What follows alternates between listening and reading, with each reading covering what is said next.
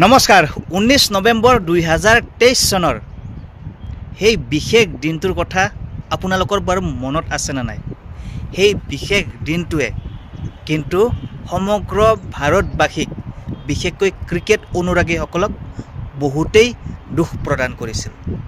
কাৰণ সেইদিনা অষ্ট্ৰেলিয়াই আইচিচিৰ 50 অভাৰৰ বিশ্বকাপৰ ফাইনেল খেলখনত ভাৰতক হৰুৱাই বিশ্ব চেম্পিয়ন হৈছিল সেই দিনটো কোনে পাহৰিব পাৰে সেই দিনটো আমাৰ কাৰণে খুবেই বেদনাদায়ক আছিল আৰু সেই দিনটোৰেই মানে বদলা লোৱাৰ আকৌ এবাৰ সুযোগ পালে ভাৰতে এইবাৰ আইচিচি চেম্পিয়নছ ট্ৰফি 2025 ত ঠিকই শুনিছে আপোনালোকে অহাকালি দুবাই ইন্টাৰনেশ্যনেল ষ্টেডিয়ামত ভাৰত আৰু অষ্ট্ৰেলিয়াৰ মাজত প্ৰথমটো সেমিফাইনেল খেলা হ'ব আৰু সেই সেমিফাইনেলত ভাৰতে 2023 চনৰ 19 নৱেম্বৰৰ সেই বিশেষ দিনটোৰ বদলা ল'ব পাৰিব আৰু তেনে কৰিলে অন্তত অলপ হলেও সেই পুৰণি ঘাটো মানে জিপাল হৈ উঠিব শান্তনাৰে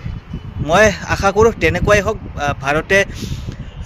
আইচিচি চেম্পিয়নছ ট্ৰফিৰ সেমিফাইনেলত অষ্ট্ৰেলিয়াক পৰাস্ত কৰি ফাইনেললৈ গমন কৰক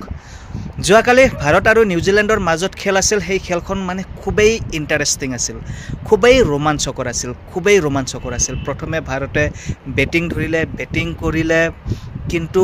ভাৰতৰ আৰম্ভণি হিমান ভাল নাছিল যিসকলে আপোনালোকৰ মাজত যিসকলে খেল চাইছে আপোনালোকে জানে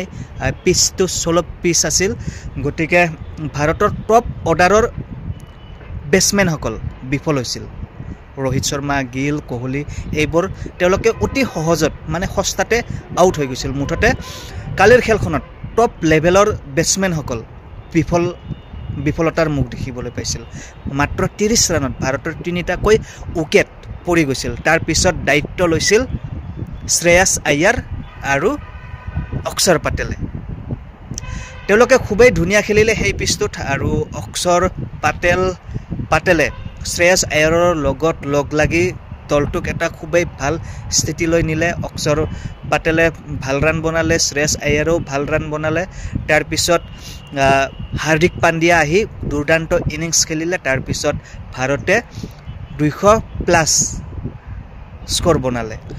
ভাৰতে বনোৱা সেই 257 ৰান মই ভাবিছিলো নিউজিলেণ্ডে অতি সহজেই কালিৰ খেলখনত জয়লাভ কৰিব কিন্তু কালিৰ খেলখনত ভাৰতৰ যি বেটিং লাইন আপৰ গভীৰতা সেই গভীৰতা দেখিবলৈ পালো একেবাৰে জডেজালৈকে ভাৰতৰ যি বেটিং লাইন আপৰ যি শক্তিশালী সেই শক্তিশালী ৰূপটো কালি দেখিবলৈ পালো আৰু নিউজিলেণ্ডৰো ইমান সহজ নাছিল নিউজিলেণ্ডো সেই ৰানখিনি চেছ কৰিব আহি যথেষ্ট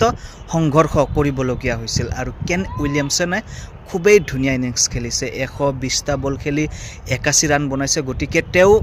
তেওঁ যথেষ্টখিনি সংঘৰ্ষ কৰিছে কিন্তু ভাৰতীয় বোলিং এটেকৰ আগত নিউজিলেণ্ডে যেন ৰান বনাবলৈ পৰাই নাছিল যেন মৰুভূমিত মৰিচিকা তেনেকুৱা হৈছিল এফালে পেস বলাৰ হিমান কাম দিয়া নাছিল কিন্তু কালি যি স্পিন বলে এনেকুৱাকৈ এটেক কৰিলে নিউজিলেণ্ডক এইফালে বৰুণ চক্ৰৱৰ্তী কুলদীপ যাদৱ ৰবীন্দ্ৰ জডেজা তাৰ পিছত অক্ষৰ পেটেল তেওঁলোকৰ যি জুটি স্পিন বলৰ সেই স্পিন বলে নিউজিলেণ্ডৰ বেটসমেন সকলক ধাৰাসায়ী কৰি দিলে বৰুণ চক্ৰৱৰ্তী কালি খেলিবলৈ সুবিধা পাইছিল প্ৰথমখন আইচিচি চেম্পিয়নছ ট্ৰফিৰ খেলখনত কালি খুবেই ধুনীয়া প্ৰদৰ্শন কৰিলে বৰুণ চক্ৰৱৰ্তীয়ে 5টা উইকেট ললে কুলদীপে 2টা উইকেট ললে তাৰ বাহিৰে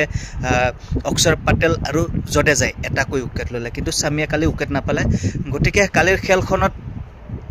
নিউজিলেণ্ডে যথেষ্ট সংঘৰ্ষ কৰিলে আৰু কালিৰ খেলখন জয়ী হোৱাৰ কৃতিত্ব মোৰ বিবেচনাত ভাৰতীয় বোলিং এটেক বিশেষকৈ স্পিন বোলিং কালিৰ খেলখন খুবেই ৰোমাঞ্চকৰ আছিল কিন্তু তাতকৈ অহা কালিৰ খেলখন আৰু অধিক ৰোমাঞ্চকৰ হ'ব ভাৰত আৰু অষ্ট্ৰেলিয়াৰ মাজৰ সেমিফাইনেলখন আপোনালোক বাৰু হাজুনে চাবলৈ মই কিন্তু সম্পূৰ্ণ হাজু মই আশা কৰোঁ ভাৰতে কালি অষ্ট্ৰেলিয়াক হৰুৱাই ফাইনেল খেলক এটোৱে কামনা কৰিছো